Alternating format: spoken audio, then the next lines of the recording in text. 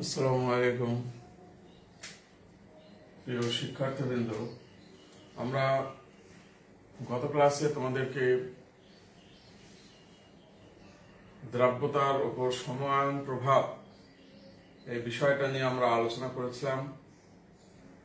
আজকে আমরা অধঃপতন সৃষ্টির শর্ত এই বিষয়টা নিয়ে আমরা আলোচনা করব। আজকের আলোচনার বিষয় হলো অধঃক্ষেপণ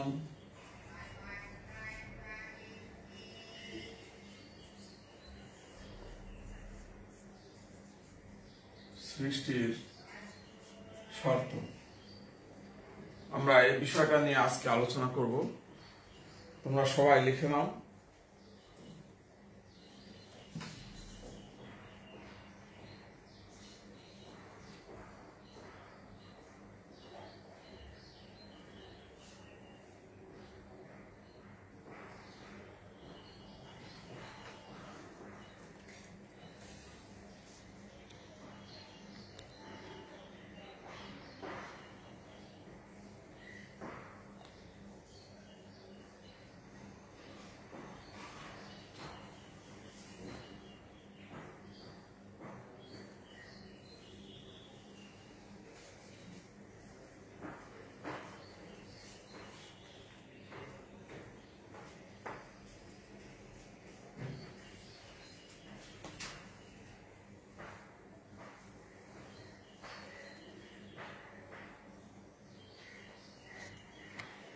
এটা নেটওয়ার্ক প্রবলেম হচ্ছে। এইবার দেখা যাচ্ছে, দেখো এবার সুন্দর দেখা যাচ্ছে। এবার আশা করি সুন্দর দেখা যাচ্ছে। আমাদের আজকের এবার সুন্দর দেখা যাচ্ছে। আমাদের আজকের আলোচনার বিষয় হলো অধঃক্ষেপণ সৃষ্টির শর্ত। ওকে, thank you.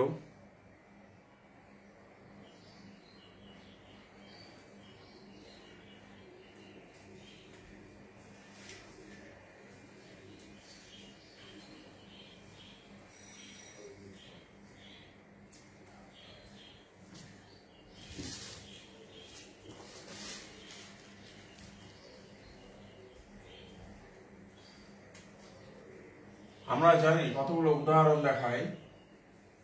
Silver nitrate plus মনে করো সোডিয়াম ক্লোরাইড বিক্রিয়া করলে সিলভার ক্লোরাইডের সাদা অধঃক্ষেপ পড়ে সোডিয়াম নাইট্রেট তৈরি হয়। এই সমস্ত বিক্রিয়াগুলো আমরা জানি। আমরা জিঙ্ক ক্লোরাইড দ্রবণে সোডিয়াম হাইড্রোক্সাইড দিলে zinc hydroxide plus sodium chloride এটা সাদা অধঃক্ষেপ পড়ে।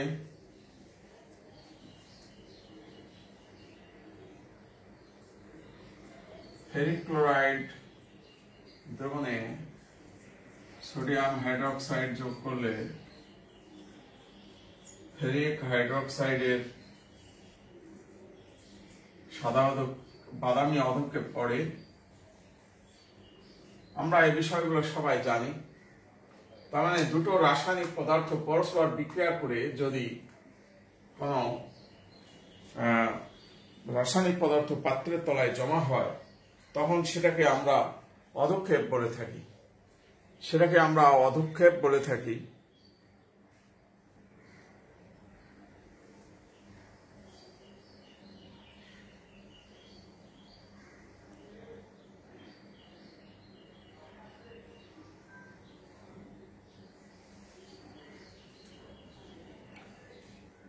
তো আমরা এখন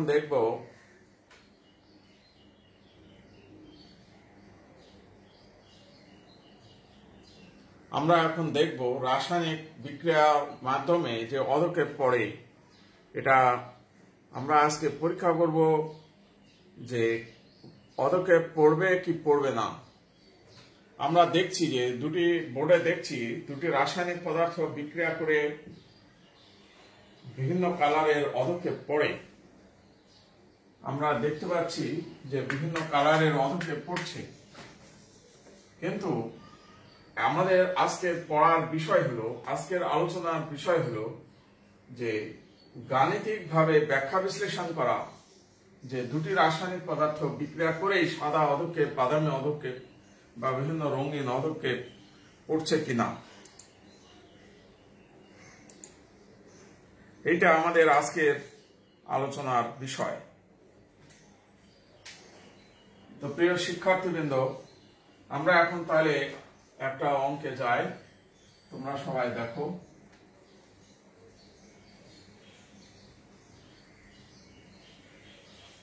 আমি আবার বলছি, আমাদের আজকের আলোচনার বিষয় হলো যে গাণিতিকভাবে প্রমাণ করা, গাণিতিকভাবে ব্যাখ্যা করা যে দুটি রাসায়নিক পদার্থ বিক্রিয়া করে পদক্ষেপ পড়বে কি না। আশা করি তোমরা সবাই আজকের পড়াশোনার বিষয় তোমরা বুঝতে পেরেছ। এখন সেটাই আমরা আলোচনা করব। মনে করো এরকম একটা পাত্র দেওয়া আছে, এখানে মনে করো আর একটা এরকম পাত্র দেওয়া আছে। এই পাত্রটা হলো ক দ্রবণ, এই পাত্র মনে করো খ দ্রবণ, দুটো দ্রবণ দেওয়া আছে। এই দ্রবণে মনে করো জিঙ্ক ক্লোরাইড দ্রবণ আছে, আর এখানে মনে করো সোডিয়াম হাইড্রোক্সাইড দ্রবণ আছে। এটার ঘনমাত্রা মনে করো 30 মিলিলিটার আছে, আর এখানে মনে করো 0.01 মোলার দ্রবণ আছে।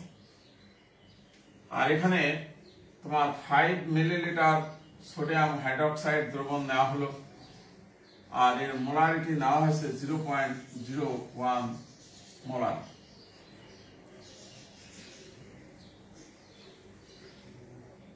এই দ্রবণের মাঝে খ দ্রবণ ক দ্রবণের মাঝে যোগ করা হচ্ছে। যোগ করা হলে অধক্ষেপ পড়বে কিনা। আমাদের কোশ্চেনটা কি? কোশ্চেন হলো খ দ্রবণ ক দ্রবণে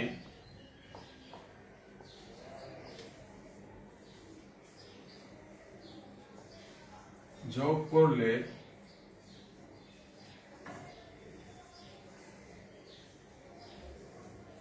পদক্ষেপ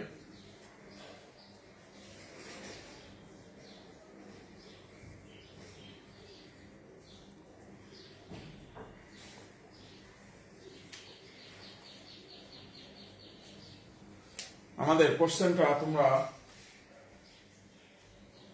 সবাই লিখে নাও।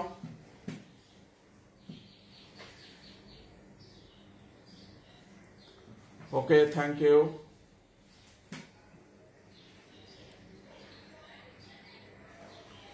দীপা সরকার,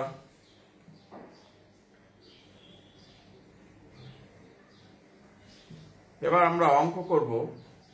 অঙ্ক করে আমরা প্রমাণ করব যে অধক্ষেপ পড়বে কি না।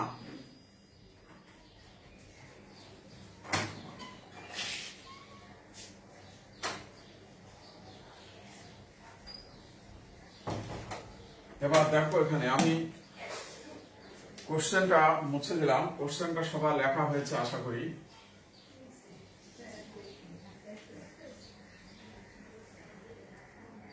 তো মনে রাখবে, এখানে একটা তথ্য দেওয়া থাকবে কেএসপি, এরকম একটা তথ্য দেওয়া থাকবে। এই তথ্যের মান মনে করো 3.8 into 10 to the minus 8, এরকম একটা তথ্য দেওয়া থাকবে। এটা কেএসপি কার? Zinc hydroxide. জিঙ্ক হাইড্রোক্সাইডের দ্রাব্যতা গুণফলের মানটা দেওয়া থাকবে। মনে রাখবে, যে পদার্থরা অধক্ষিপ্ত হবে সেই পদার্থের দ্রাব্যতা গুণফলের মান দেওয়া থাকবে। এটা কোশ্চেনে অবশ্যই দেওয়া থাকবে। এখন আমরা ভালো করে খেয়াল করো, খ দ্রবণ যখন ক দ্রবণে যোগ করব, তখন এটা 30 মিলিলিটার, এটা 5 মিলিলিটার, আয়তন বেড়ে যাবে। যেটা আয়তন যখন বেড়ে যাবে, ঘনমাত্রা কমে যাবে। তাহলে কি হবে সেটা আমি লিখছি, তোমরা দেখো। আগে তোমরা সবাই আগে লিখে নাও।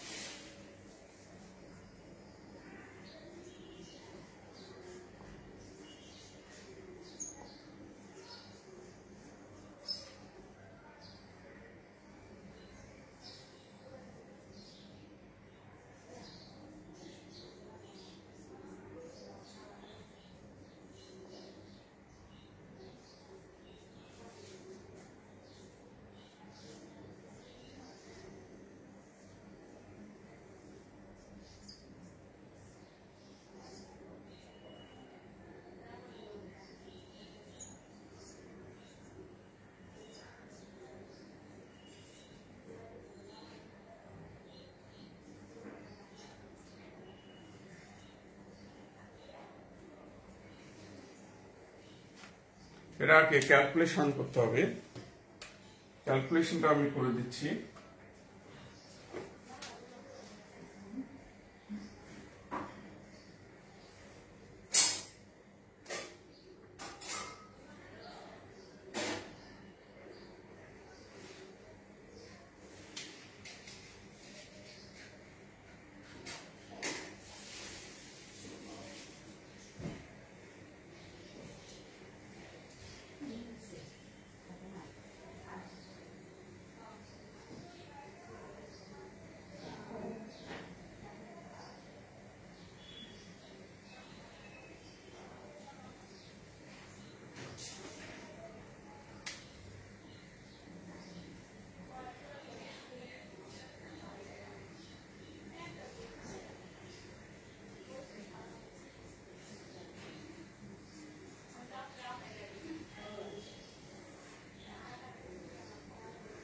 এই ক্যালকুলেশনটা সবাই লিখে নাও আগে।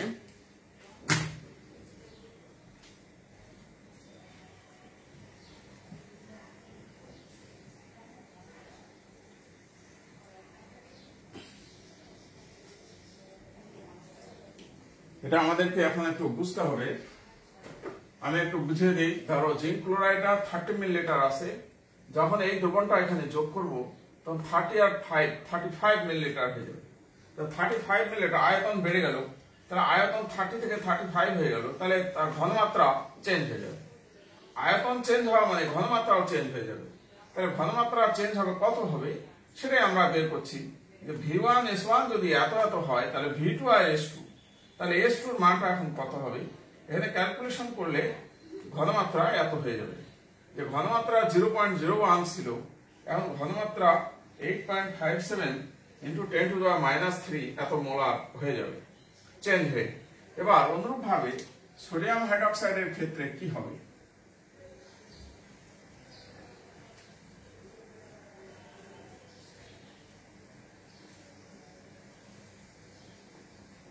V1 সমান 5 মিলিলিটার,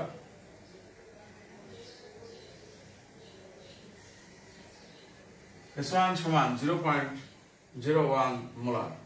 V1S1 এবার তাহলে পরিবর্তিত অবস্থায় V2 হলো আমাদের 35 মিলিলিটার। তখন আমাদের S2 এর মান হোয়াট? ফর্মুলা আমরা ইউজ করব।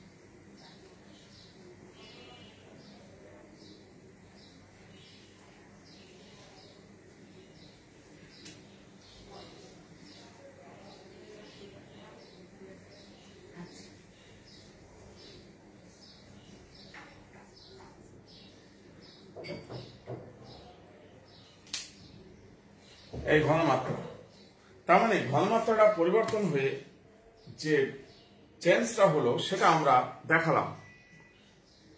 অঙ্ক এখনো শেষ হয়নি, আমাদের অঙ্ক প্রক্রিয়া শুরু হয়েছে। এখন আমরা অঙ্কটা আস্তে আস্তে সমাপনের দিকে যাব। হ্যাঁ, ক্যালকুলেশন সব ঠিক আছে আরিফা আঞ্জুম। এখন আমরা পরবর্তী আলোচনায় আসব। দেখো এখানে এখন আমাদের বুঝতে হবে যে জিঙ্ক ক্লোরাইডের, আমরা এই আলোচনাটা সবাই উঠে নাও সবাই। এখন আমরা এটা জায়গা আমাদের নাই, স্থান সংকলন হচ্ছে না, আমরা এটা মুছে দেব। মুছে দিয়ে আমরা অঙ্কটা সমাপ্ত করব। এখন ভালোভাবে দেখো যে এবার এই অংশটা আমরা মুছে দিলাম।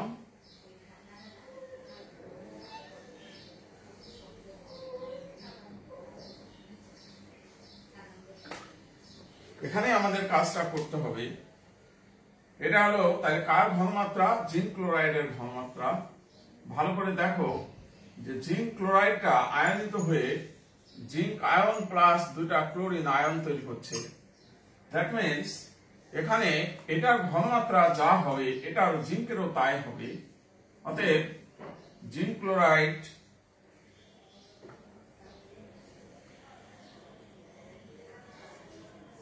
জিঙ্ক ক্লোরাইডের ঘনমাত্রা যা হবে জিঙ্কের ঘনমাত্রা তাই হবে।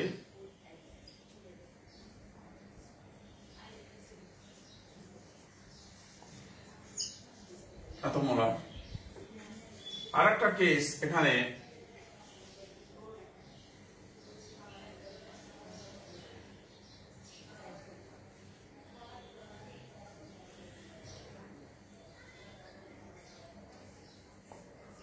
সোডিয়াম হাইড্রোক্সাইডের ঘনমাত্রা যা হবে হাইড্রোক্সিল আয়নের ঘনমাত্রা ঠিক তাই হবে 1.42 into 10 to the power -3 এত molar.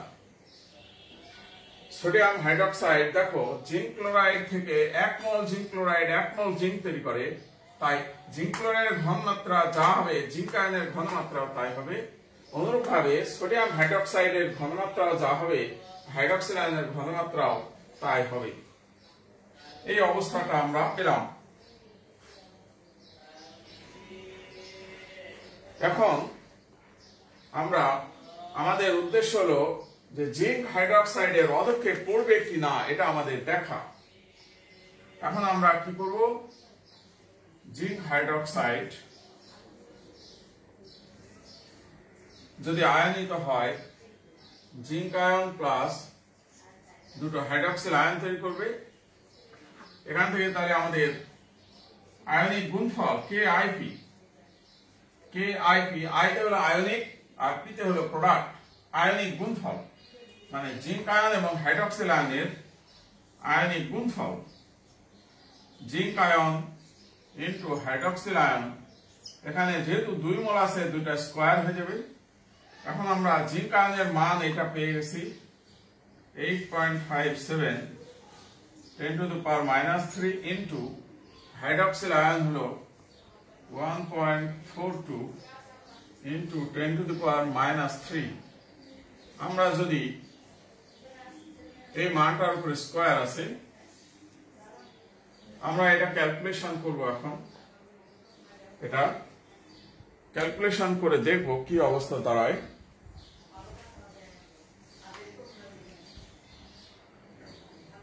Okay, thank you.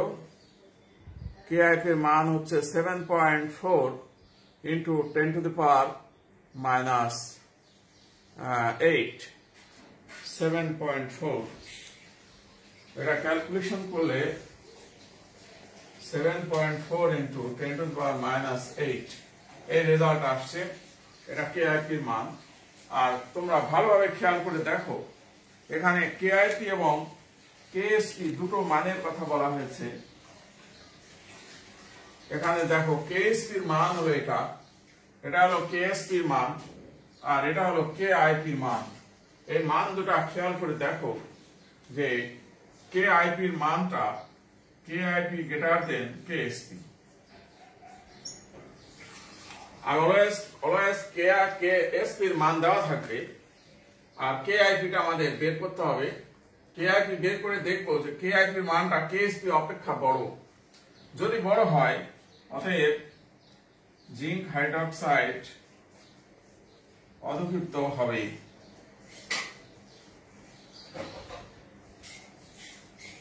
Zinc hydroxide অধঃক্ষিপ্ত হবে।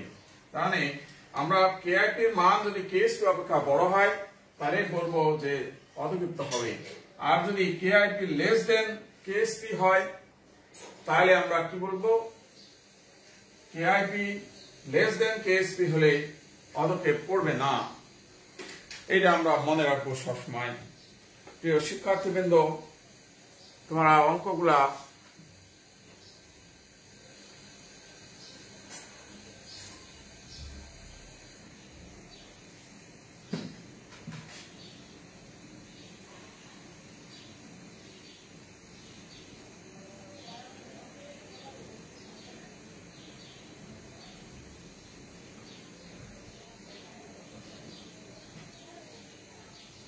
ওকে, ক্যালকুলেশন যদি ভুল হয় তাহলে তোমরা কারেকশন করে নাও। আমি ক্যালকুলেশনটা নিজে করছি, দেখি। 1.42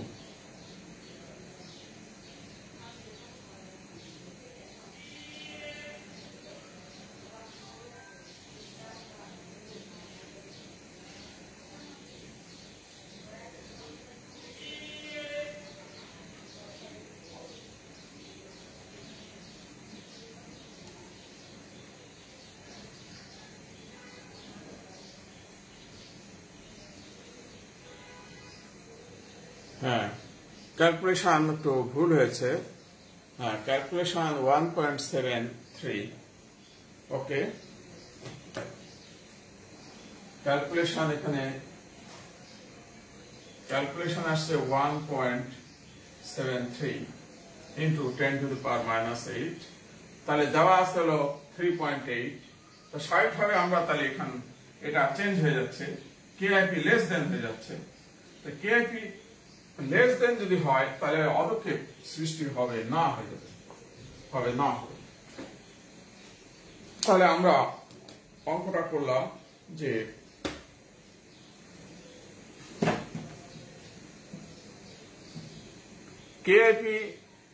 কেআইপি লেস দেন কেএসপি হলে বুঝতে হবে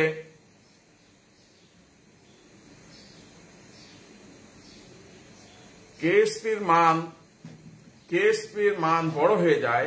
এক্স্যাক্টলি এনায়েত হোসেন, তাসমিমা, তপা, তোমরা ঠিক বলছো। হ্যাঁ, চেঞ্জ হয়ে গেল রেজাল্টটা, ক্যালকুলেশনটা আমাদের ভুল হয়েছিল। হ্যাঁ, রাকিব আহমেদ সেটমেন্ট পড়বে না, এক্স্যাক্টলি সেটমেন্ট পড়বে না। অদক্ষেপ প্রেসিপিটেশন, অদক্ষেপের ইংরেজি বলে প্রেসিপিটেশন। প্রেসিপিটেশন পড়ার একমাত্র শর্তই হলো তোমার কেআইপি গ্রেটার দেন কেএসপি হতে হবে। যদি কেআইপি গ্রেটার দেন কেএসপি হয় তাহলে আমরা বুঝবো যে অদক্ষেপ পড়বে, আর কেআইপি লেস দেন কেপি হয় তাহলে অদক্ষেপ পড়বে না। এক্স্যাক্টলি মনিমুল হক, এক্স্যাক্টলি ঠিক বলেছো।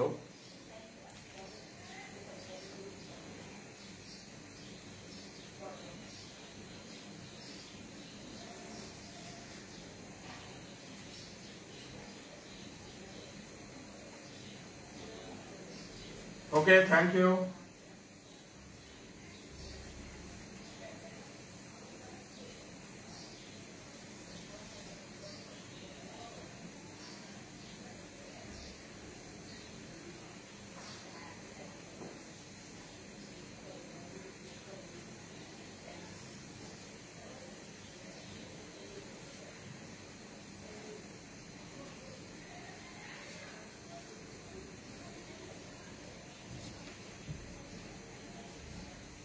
আমরা এবার আরেকটা অঙ্ক করছি, তোমরা দেখো।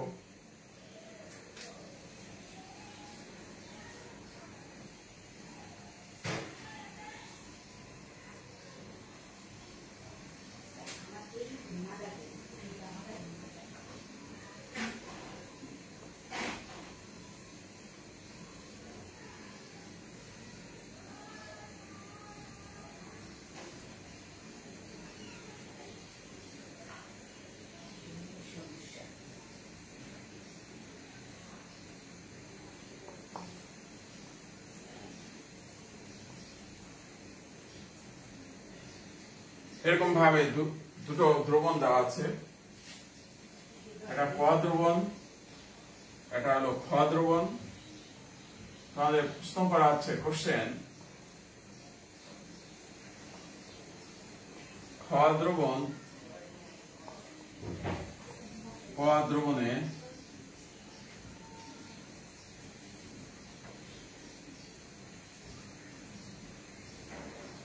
যোগ করলে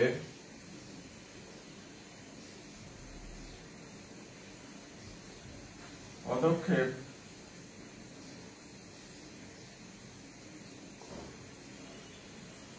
পড়বে কিনা।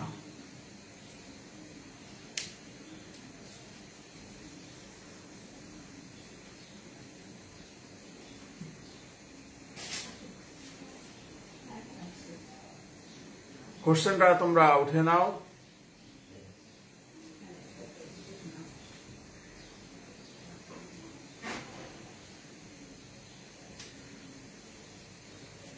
এখানে ফেরাস হাইড্রোক্সাইড এর একটা কেএসপি এর মান দেওয়া থাকবে, এরকম মান দেওয়া থাকবে, এই মানটা অলওয়েজ দেওয়া থাকবে। কেএসপি এর মান অবশ্যই দেওয়া থাকবে। অঙ্কটা সবাই উঠিয়ে নাও। ওকে, রাকিব আহমেদ, থ্যাংক ইউ। এবার আমাদের অঙ্কটা করব। অঙ্কটা করার জন্য আমরা এবার কোশ্চেনটা আমাদের আপাতত প্রয়োজন নাই।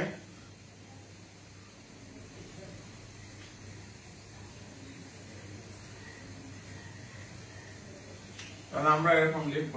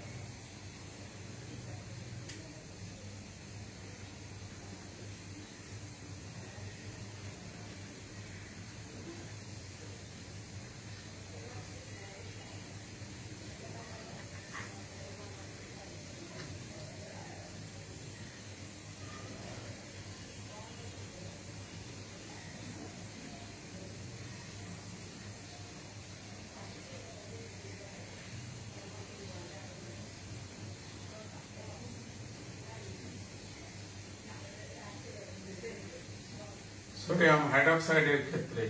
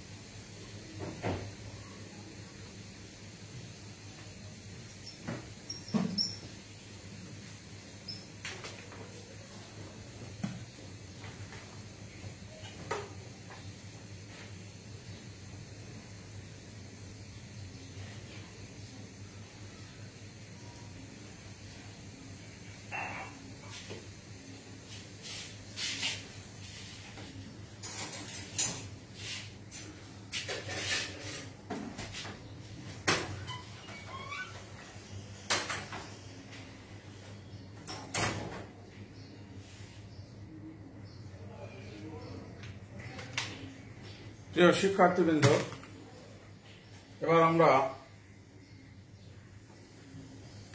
সব ক্যালকুলেশন গুলো আমরা দেখালাম।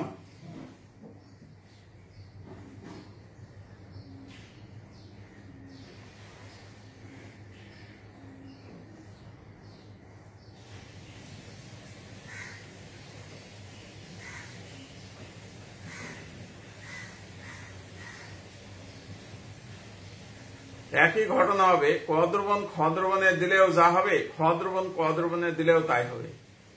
কিন্তু খ দ্রবণ ক দ্রবণে দেওয়ার কথা বলা হচ্ছে কারণে যে খ দ্রবণের পরিমাণ কম পরিমাণ পদার্থটা বেশি দ্রবণের মধ্যে যোগ করা হচ্ছে।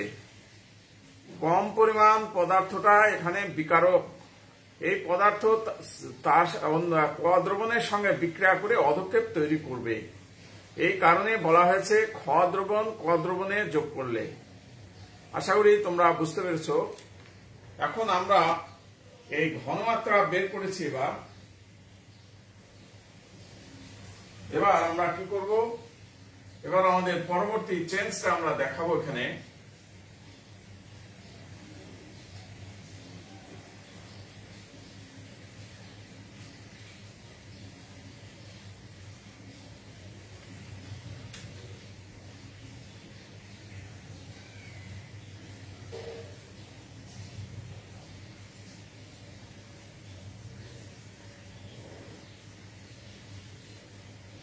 ফেরাস ক্লোরাইড থেকে ফেরাস আয়ন এবং ক্লোরিন আয়ন, তাহলে স্বাভাবিকভাবেই আমাদের ফেরাস ক্লোরাইডের ঘনমাত্রা যা হবে ফেরাস আয়নের ঘনমাত্রাও তাই হবে, 0.016 মোলার এটা হবে। অনুরূপভাবে এখানে সোডিয়াম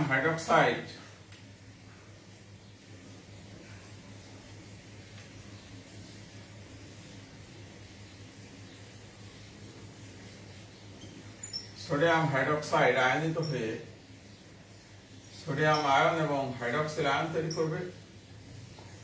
এর মানে দেখা যাচ্ছে সোডিয়াম হাইড্রক্সাইডের ঘনমাত্রা যা হবে হাইড্রক্সিল আয়নের ঘনমাত্রাও তাই হবে।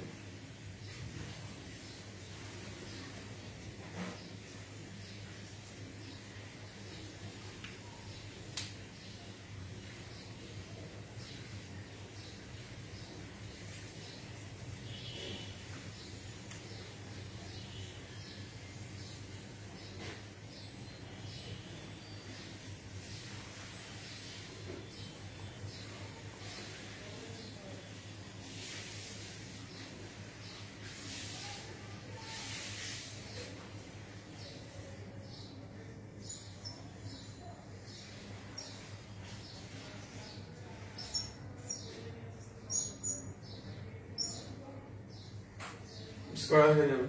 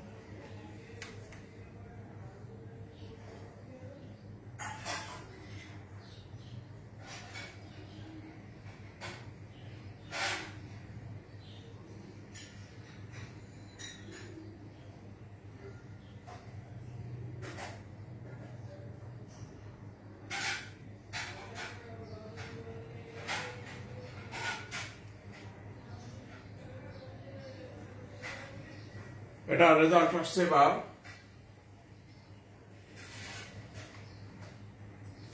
6.4 into 10 to the power minus 5। তো স্বাভাবিকভাবে এটা দেখো যে KIP greater than KSP, অতএব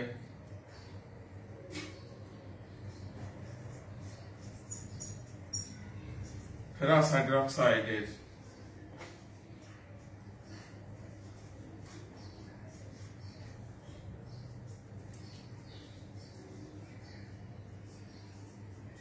অধক্ষেপ করবে।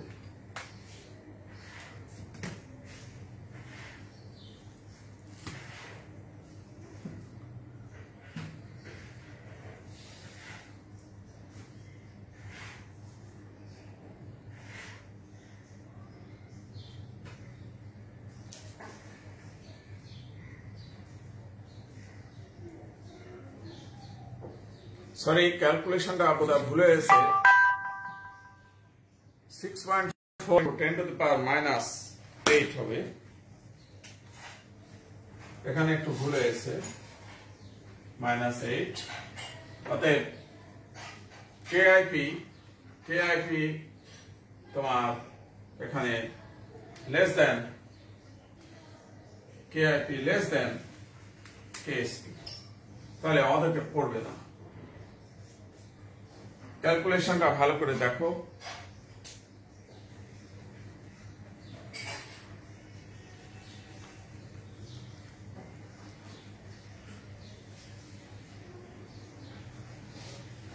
তো তোমাদের এবার আমি ওকে থ্যাংক ইউ তোমরা এবার আমি হোমওয়ার্ক একটা দিয়ে দিচ্ছি তোমাদের তোমরা হোমওয়ার্কটা এবার ফলো করবে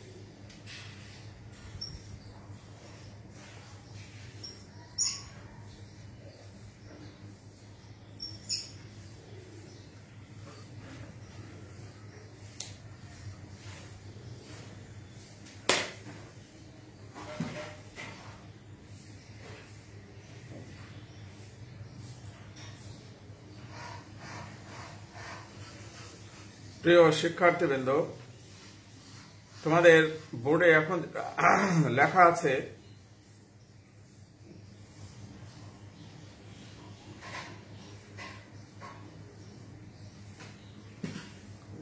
এই প্রবলেমটা তোমরা লিখে নাও এই প্রবলেমটা তোমরা হোমওয়ার্ক করে আমাকে দিবে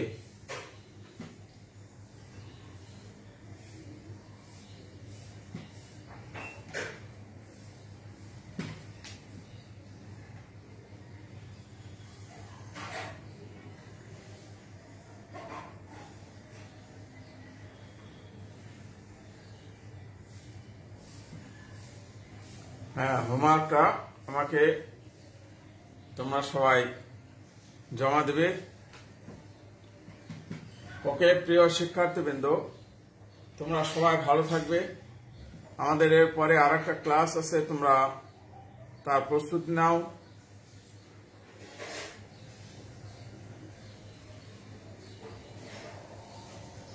প্রিয় শিক্ষার্থীবৃন্দ তোমরা সবাই ভালো থাকবে তোমাদের সবার সুস্বাস্থ্য কামনা করে আজকের ক্লাস আমি এখানেই শেষ করছি আসসালামু আলাইকুম